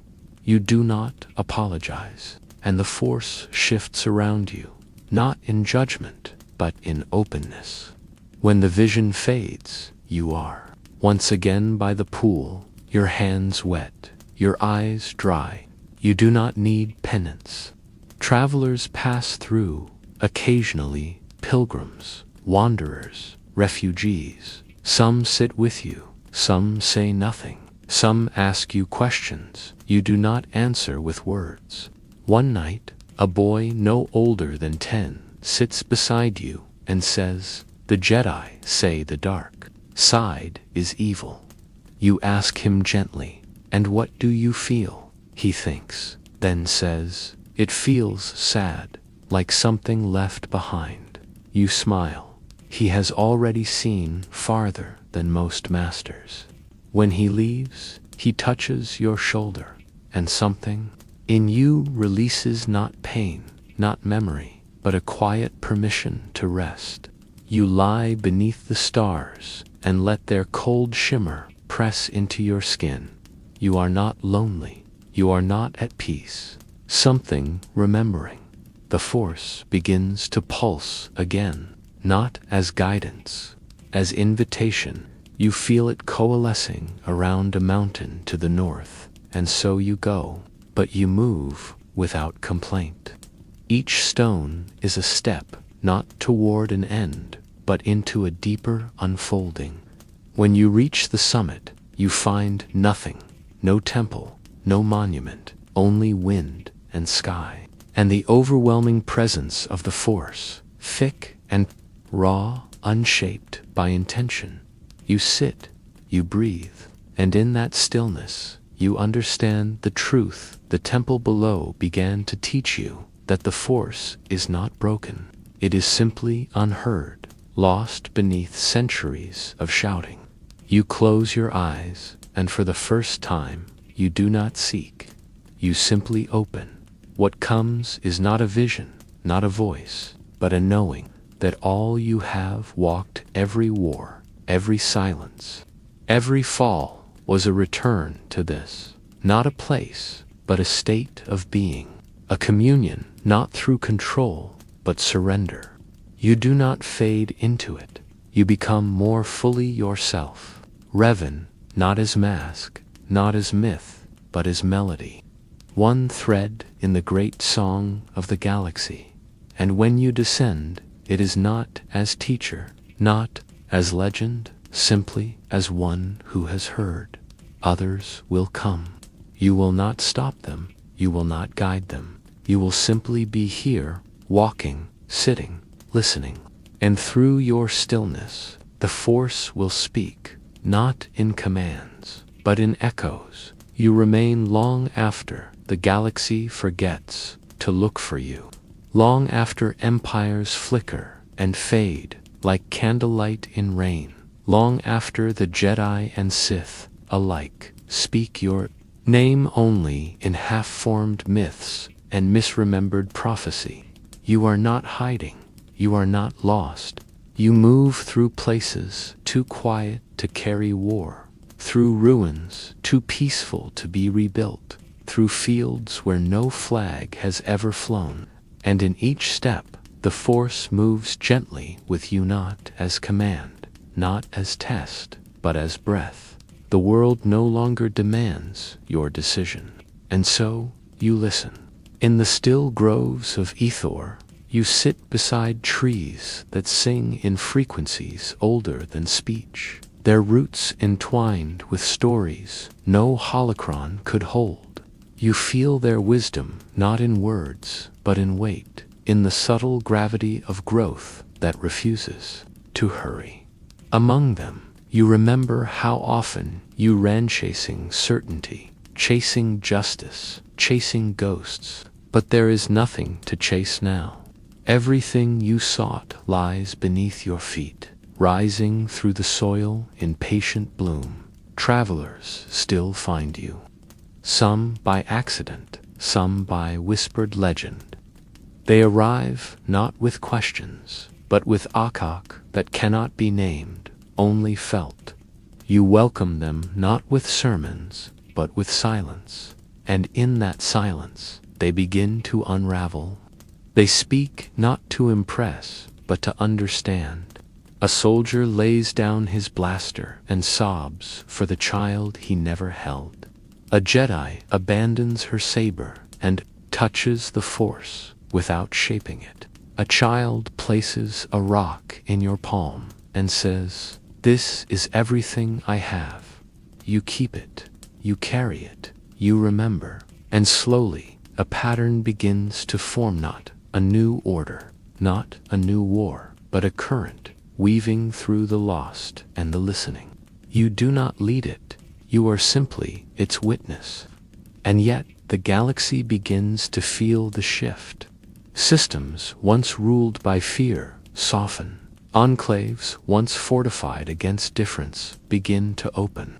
The Force hums, brighter, not louder, and it is not because you acted. Sometimes you feel it rise when you pass a battlefield where you once commanded fire, or when a name once carved into your chest returns in another's story. You do not recoil, you do not rewrite. You greet these memories like old friends, changed by time. Malak's laughter still echoes, sometimes not in cruelty, but in camaraderie. Bastila's voice returns, not as regret, but as a song carried on the wind. The council's silence no longer binds you, it teaches now, through its absence, the cost of withholding truth. You have forgiven them all, not with words, but with living. And in that forgiveness, you have begun to forgive yourself, not to forget, never to forget, but to carry the whole story without flinching. And in this, you have become something rare. In the galaxy, a whole person. One day, you awaken in the middle of the night, breath shallow, heart still. Not in fear, in arrival. The Force is quiet, but not gone. You rise and walk beyond the edge of your camp, through dew-covered grass, through veils of mist. The stars above are familiar, though fewer than before. Time has shifted. The galaxy turns slowly now, old and patient. You come to a hilltop where the horizon opens into an endless sea of starlight, and you sit. You do not meditate. You do not search. You simply are. It gathers around your spine, weaves through your lungs, fills the quiet hollows behind your eyes. You feel the sum of every moment, every breath, every fracture and healing. And you smile, not because it is over, but because it never truly began. It has always been unfolding. Your body grows light, not with death, but with release. You do not resist. You are not leaving. You are becoming. Your thoughts widen, stretch, dissolve into something vaster than thought. You feel the stars within you, not as distant fires, but as old songs returned. You feel every life you've touched ripple softly in response. And then the final truth arrives not as revelation, but as memory.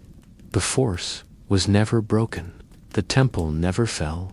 You were never lost. The galaxy is not a battlefield. It is a body. And you were its breath. You were the inhale. Now you are the exhale. And somewhere, far from the hill where your form rests, a young seeker places their hand on the altar within the temple of echoes. They do not know your name, but they feel you in the stones, in the air, in the stillness that welcomes them not with answers, but with space. They listen as you once did, and they begin to remember. Not you, not the wars, the truth beneath it all, but within the hum of hyperspace, itself a current of motion, so deep it feels like memory moving through time rather than ships through stars. There is no sound, and yet you feel music, the kind born of war. Drums muffled by distance, of pulse beats thudding inside gauntlets, of ships breathing as they prepare to leap into fire. The void stretches endlessly before you, but you know it is not empty. It is waiting. The war hums before it begins. It does not shout, it sings. Not a melody of pride or purpose, but a slow, low chantha, dirge of civilizations bracing to collapse upon themselves. You float within it, Revan, not by name but by intent, a presence more than a person, returning once more, not to relive the bloodshed, but to listen to the shape it carved into the galaxy. For this war was not like the others. It did not begin with invasion or betrayal. It began with song one you helped compose, even as you thought you were only following it. Mandalorians moved like fire across the stars, beautiful, violent, inevitable. They did not conquer out of need, but rhythm. War was their heritage, their harmony, and each new planet subdued was a verse added to a ballad older than their bloodlines. The Republic hesitated, stuttering behind procedure and fear, unwilling to match violence with motion.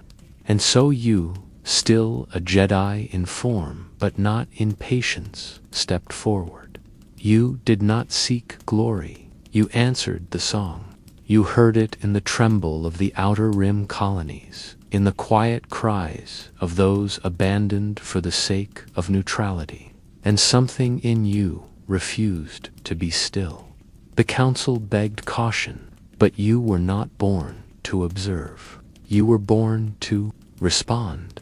You gathered the willing. You shaped them not into soldiers, but into chords. The Revengists, they called you that, not because you sought revenge, but because you answered the call no one else would. Your fleet became an instrument, your voice the tempo, your vision the key. You struck first, not with rage, but with clarity. And the war bloomed around you. Planets once silent became battlefields. Moons fractured under bombardment. Cities were burned, not for spite, but because their survival had been turned into calculation. Each step forward was marked by loss, and yet you did not falter, because you believed. You believed in the melody of defiance, in the cadence of duty. You moved like a maestro across the galactic map, orchestrating victory after victory, bending the chaos of conflict into something almost beautiful. And they followed you. Not just soldiers, not just Jedi ideals. They crystallized around you, mistaking momentum for destiny. And perhaps they weren't wrong. Perhaps the Force had always intended this for you. But the Force does not dictate notes. It merely offers instruments. And as you pressed further into the Outer Rim, into Mandalorian strongholds that screamed with pride and blood, you began to hear another song beneath the war quieter, darker, not in opposition, but in harmony. A counterpoint that drew you like gravity. You did not speak of it. Not to Malak, not to your generals, not even to the Force itself, but it followed you in the shadows of victory, in the reflections of your helmet when the fires burned too long. You began to see ruins that predated Mandalore, tombs that trembled when your presence entered, systems mapped in patterns that defied logic but pulsed with ancient rhythm. You felt eyes where no life had ever stirred, and you began to dream not of battle but of hunger, of voices beneath the galaxy's skin, of something old singing back to you. The war was not a line drawn by the Mandalorians. It was a spiral, one you were being pulled into, and still you pressed on, because you had to, because turning back would not stop what had already begun. You did not know it yet, but you were walking into a deeper war, one that had no name, only vibration. Malachor V was where the crescendo came, a planet of ancient scars, where the Force screamed not in agony, but in memory. You chose it not as a stage, but as a fulcrum. You knew what the weapon would do. You knew what it would cost. And still, you gave the order. The mass shadow generator ripped through the system like a blade across a taut string. Ships fell. Soldiers vanished. Mandalorians died by the thousands. And the Force changed. It became quieter, or perhaps it simply withdrew. You stood amidst the silence, your name etched into the bones of the battlefield. And, for the first time, you could not hear the song, only echo, only aftermath. The war ended there. But something else began. You turned your back on the Republic, not in defiance, but because you had heard the true melody buried beneath the chaos. A call from beyond the Outer Rim, a frequency older than stars, older than the Force as the Jedi taught it, and you followed it into the unknown regions, into the dark between empires. What you found was not power, it was history. Not the kind told in libraries, but the kind encoded into the orbit of dead worlds. The true Sith, they were not conquerors, they were composers, and the galaxy was their symphony. They had waited eons to write the next movement, and they saw in you a key change, a bridge. They did not tempt you, they played you, and for a time you let them, because you needed to know, needed to hear the whole melody. And when you returned, you did not come as Jedi, you did not come as Sith. You came as conductor. The Starforge was not your crown, it was your stage. And the new warrior final composition was not meant to destroy. It was meant to prepare, to unify the galaxy under one tempo, to teach it to hear the rhythm beneath rhetoric. But it was too soon. Malak struck a discordant note, the song fractured, you fell. And they rewrote your name as villain. But even stripped of memory, even cloaked in Jedi robes and soft reassurances, the rhythm remained. And as you rebuilt yourself, You heard it again faint, beneath the teachings, beneath the guilt. You remembered, not as a sinner redeemed, but as a composer unfinished. The war had never been about winning. It had been about hearing, about listening so deeply that you could no longer be deceived by silence. And when you stood once more before the Starforge, you did not destroy it as a tool of evil. You ended the song before it could be played in the wrong key. And the galaxy, for a while, rested. But you knew the melody had not ended. It had simply gone quiet, waiting for the next hand to lift the baton. You step now into memory, not to mourn, but to remember its sound. The war sang Revan, and you sang with it, not for glory, not for peace, for truth. You walk again through the aftermath, not as warrior or ghost, but as the quiet breath between fading songs, your boots pressing softly into the dust that once rose in the chaos of war, and settled now in layered hush across forgotten fields and broken hulls. Each world you revisit hums faintly beneath your feet, not with vengeance or pride, but with the vibration of remembrance, the kind that lingers not in statues or archives, but in the way wind carries the scent of ash long after the fire has died. Dizon still wears the bones of battles like a crown of rust and sorrow, its beasts pacing through the old killing fields, unaware of the blood beneath their claws.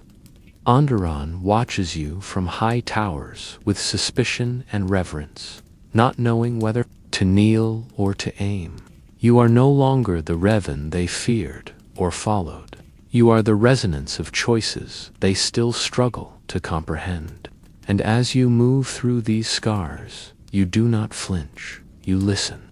Each ruin, each crater, each hollowed outpost whispers, part of the symphony that once drove Yue's song of survival, of will, of mistaken conviction, polished into myth. But even as you listen, you begin to hear something deeper. Rising now, not in defiance, but in reflection, the counterpoint you were never meant to hear. It calls from the edge of known space, in places uncharted by hyperspace lanes, where stars die in silence and nebulae coil like sleeping beasts. There, where the void thickens and light forgets how to move, the war's true aftermath waits. You gather your strength not with weapons, but with memory. You do not summon fleets, you summon understanding. Those who still believe in you come not for orders, but for guidance. Mandalorians who survived the genocide kneel not for penance, but to offer their pain. Jedi who broke their vows and lived through exile return not with shame, but with quiet eyes. And others, two smugglers, who once watched the Republic burn and wondered if it deserved the flame. Scholars who found your name in ancient ruins and felt their hearts change shape. They come to you not as followers, as harmonies, and you do not lead them into war. You lead them into remembrance. The place is called Nathema, a planet carved by hunger, stripped bare by the voice you once heard beneath the galaxy's breath. It is a silence so absolute the Force itself recoils from it, as if the song of the universe had skipped a note and fallen into cold. You do not bring fear there, you bring witness. You step onto its surface and feel the absence tear through you not as pain, but as a question. Who were you when you allowed this to exist? Not the you who stood at Malachor, the deeper you, the listener, the seeker, the one who once believed knowledge could be enough. And you see what this world became under the true Sith's orchestration, not a throne, but a wound. The destruction here is not violent. It is surgical, clinical, a symphony of subtraction. You feel the Emperor's legacy, not in fire, but in void. This is the song's final stanza. Note held too long, too cold, until it fractures everything it touches. And you understand, he was not trying to rule the galaxy. He was trying to mute it. You leave Nathema, changed, not broken, tuned, calibrated, to a deeper frequency. The war was never just about planets and power. It was about whether the galaxy could remember how to sing in its own voice. You return to your companions, those few who feel what you feel, who have begun to recognize that silence is not peace and volume is not truth. Together, you travel through old hyperspace lanes, reawaken long-dead relay stations, speak to droids who remember your face though their masters do not. You do not speak of vengeance. You speak of rhythm. The Force itself begins to move differently around you, not pulsing in waves of opposition, but spiraling, slow and spiraling, drawing others into a new understanding. You are no longer trying to win. You are trying to remember the note before the war began, the sound of choice made without manipulation, and still the galaxy resists. The Republic rebuilds itself in crooked lines, layering bureaucracy atop grief. The Jedi reconvene, whispering of balance while still fearing the dark. The Sith splinter, fracturing into copies of copies, each one shouting louder in the hope that noise will make them whole. You do not interfere. You observe. You wait, not because you are passive, but because you have learned that the song cannot be forced. It must rise, and it begins too small, almost imperceptible. A Padawan lays down her blade and helps a wounded Sith escape the ruins of a skirmish. A bounty hunter, known for brutality, begins to paint murals of the planets he's harmed. A war priest writes a chant in a language no one speaks anymore and sings it to his ancestors. These are not victories. They are notes, the first in a new melody. And through them, you feel something return. You journey to Rakata Prime once more, where the Starforge once bled steel into the stars. The ocean sings now over its ruins, waves crashing like percussion over the bones of old machines. You walk its beaches and feel the Force breathing again.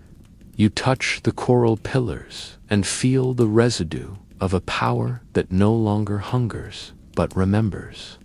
You see the ghosts of your past Alexander before Malak, the council before betrayal, your own face before it became symbol. And you bow not in defeat, not in shame, but in gratitude.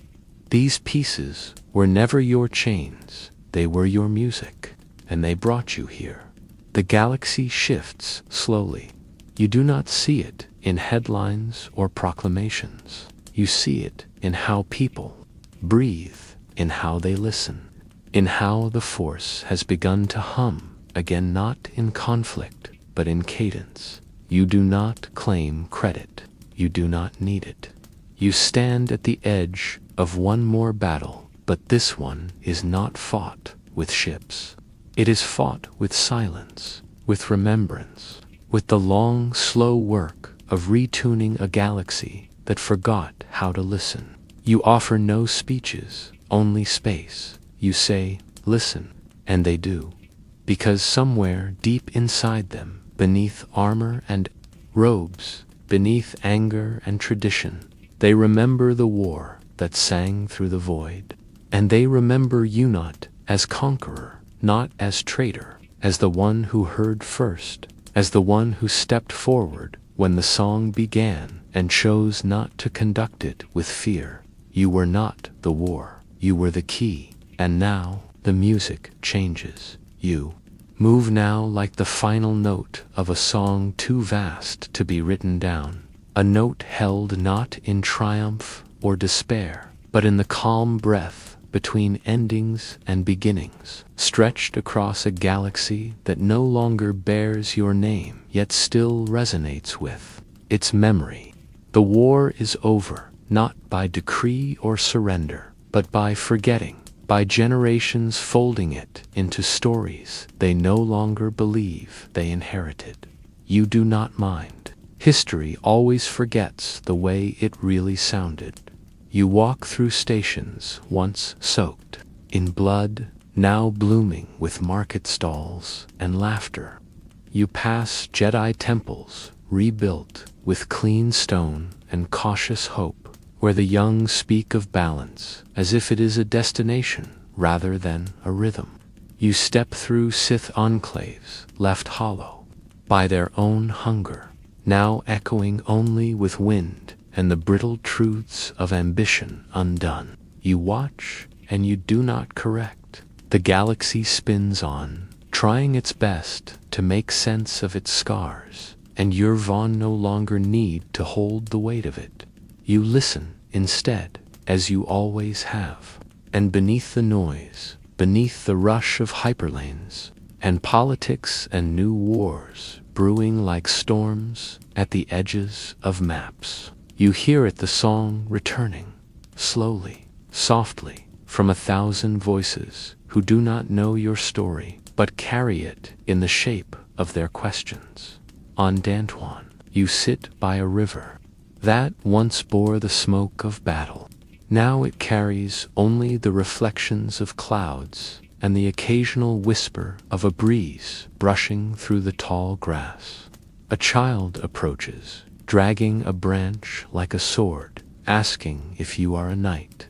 You smile, not to deceive, but to offer space. I used to be, you say, and that is enough. The child nods, then offers you a flower, before running back toward a home that never learned your name.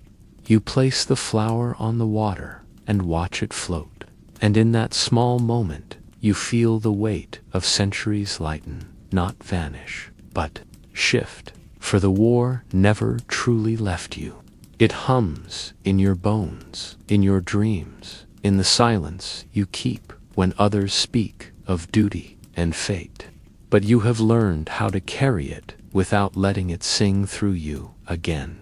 You have learned how to turn memory into breath, and with each passing cycle, the force around you changes shape, not as servant or storm, but as witness. The old allies are gone now. Malak's name lives only in ruins. Bastila vanished into quiet legend, her love folded into the Force with grace.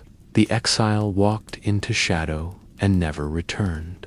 The Mandalorians scatter, some still chasing old glories, others raising families on worlds they once raised.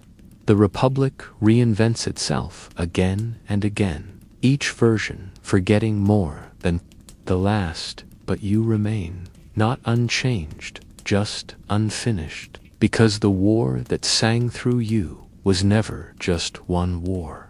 It was the war within, between surrender and resistance, between silence and purpose, between the desire to guide and the choice to let go. You walk through old hangars and feel your fingers twitch with the memory of commands. You stand beneath starfields and feel the ache of stars once used as coordinates for destruction. And still, you do not return to the fight. You return to the listening, because you know now that the galaxy doesn't need another Revan to rise. It needs the echo of what you became when you stopped trying to control its rhythm. One night, as twin moons rise over a valley where no map dares mark a name, you sit beside a fire with strangers. They speak of politics, of growing unrest in distant sectors, of Jedi councils divided again by doctrine. They speak with exhaustion, not anger. And one turns to you and asks, "Didn't someone once try to fix all this?" You consider your answer for a long time, then say, "Yes, but the galaxy wasn't broken. It was just singing a song it hadn't finished learning." They laugh, not in mockery, but in relief, and the conversation drifts elsewhere. Later, when the fire is coals and sleep hovers like a breath before dreams, someone begins to hum a tune with no name, soft and strange. You recognize it, not from a holocron or an archive, but from Malachor, from Dunyon, from the bridge of a ship burning in silence. It is the war's song, softened, reshaped by time. No longer a dirge, a lullaby.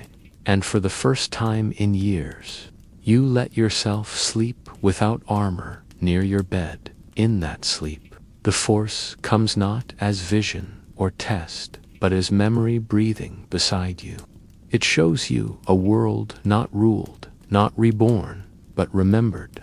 A world where children are taught not sides, but stories, where the Force is felt through music and meditation, not discipline and punishment, where Jedi walk with open hearts, and Sith no longer need to claim darkness to feel whole. It is not a utopia. There is still pain, still conflict, but there is listening, there is rhythm. You wake with tears drying on your cheeks, not from sorrow, but from release. You know you will not see that world, not with these eyes, but you also know you helped tune the galaxy toward it. Even if no one remembers your part in the song, you rise and begin the walk again, always forward, always soft. And as you pass through systems where your name once commanded fleets, where your shadow once meant fear or hope, you feel the Force stirring around you, not calling, not pulling, simply humming, and you join it not with saber, not with command, but with breath. You are Revan still, but only as echo. You are something else now, something smaller, more complete. A note played once, now carried in the bones of the galaxy, and somewhere, far from the stars, you now walk beneath. A war begins again. But this time, one of the voices leading it pauses. She holds a relic with your mark, closes her eyes, and hears something, not of conquest, but of choice. She does not know your face, but she chooses differently, because the song you once began has not ended. It simply waits in the breath, before the next verse, and so you walk, light-footed, through memory, not to be known, not to return, but to ensure that when the war sings again, the galaxy remembers how to answer with something softer, something whole. You wake, not to sunlight, but to shadow, the kind that presses gently across your skin, like a forgotten truth returned, not with weight, but with whisper.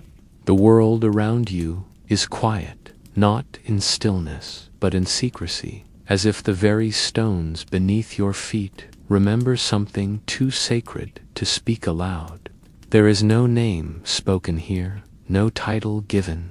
You are not Jedi, you are not Sith, you are the breath between those words, the space in the code where questions once bloomed. You move through a temple long abandoned, its walls carved with glyphs that flicker with memories older than language. Dust coils in the air like ghostlight, and each step you take stirs echoes that do not belong to you children, reciting vows with eyes too wide, masters murmuring of control while hiding their doubt. You place your hand on the stone, and it feels warm, as if it has not forgotten the hand you once pressed here in a different life, a different self. You remember, but you do not hold on. Memory is not possession, it is presence. And in this temple, You are not returned to reclaim anything. You are here to witness what was left behind. The shadows stretch longer as you move deeper. They are not menacing, they are listening. They wrap around your limbs, not to pull you down, but to guide. For this temple is not empty. It is full of stories that the Force itself has buried, wrapped in silence, because the galaxy was not ready to hear them. But you hear them now, not with your ears, but with the stillness behind your thoughts. You kneel before an altar carved into the earth itself, and as your fingers trace the cracks, you feel the lives once lived here. A Jedi Knight who questioned too soon. A Padawan who wept when told to sever love. A master who vanished before the Council could strip her name from the records. You feel them all not as echoes of failure, but as breaths of rebellion, soft and sacred. You are not here to judge them. You are here because you, too, once forgot. The forgetting did not happen all at once. It never does. It began as obedience, as trust. You believed the teachings because they came with warmth, with belonging. You followed the code because it sang of peace. But beneath the harmony was something else, dissonance, quiet and patient. It stirred when you were told to watch a city fall rather than interfere. It grew when you were asked to meditate while innocence cried for help beyond the Council's permission. You buried it as they taught. You named it weakness, but it did not die. It waited, and when the wars ignited the stars, it awoke. The Council hesitated, cloaked in their fear of the dark. But you, even then, could not ignore the scream beneath the silence. You answered. You always answered. And in doing so, you stepped beyond their walls, beyond their wisdom, beyond their comfort. But stepping out is not the same as understanding. You became Revan not just in defiance, but in urgency, in need. You wore war-like armor, righteousness like flame. You shaped victories from chaos, and with each planet freed, you strayed further from the teachings that once cradled your breath. And yet, you did not regret. But the deeper you went, the more the code unraveled, not because you betrayed it, but because it had never held. It had always been a shell for something too vast to be confined.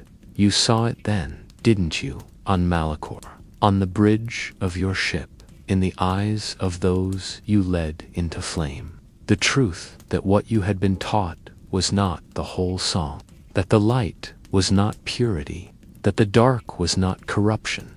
They were expressions, languages of feeling, and you had been forbidden to speak them fully.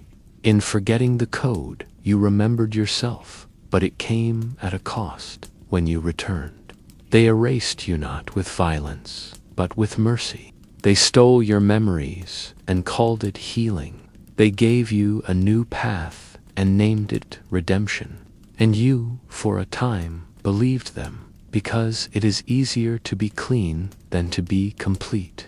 But memory does not die when cut. It returns through sensation, through dreams, through the subtle ache in your chest when you pass a place your body remembers, even if your mind cannot name it.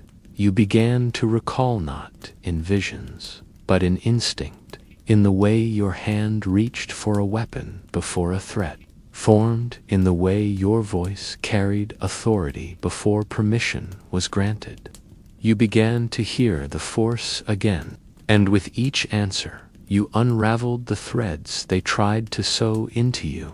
And now you stand here, surrounded by the stories of others who remembered too late or not at all. You light a small flame and place it at the center of the altar, not in mourning, but in reverence, not for the temple, for yourself.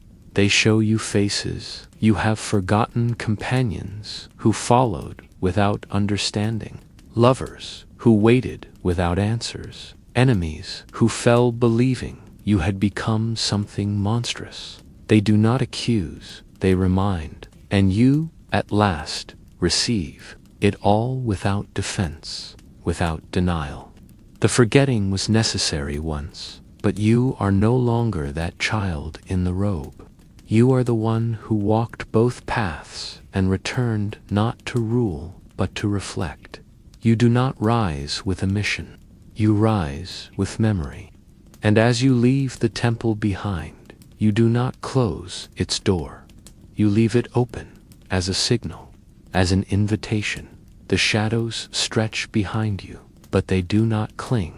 They become part of your movement, part of your breath. For you are not afraid of them anymore. They are not other. They are yours. A song you are learning again, slowly. Its towers reaching upward, not in hope, but in hunger. Its underworld shrouded, not by architecture, but by the quiet forgetting of those who built it. Here, the shadows are not natural. They are cultivated, layered like sediment, smoke, regret, folded into alleyways like discarded prayers. You pass broken terminals, still looping alerts for wars ended decades ago.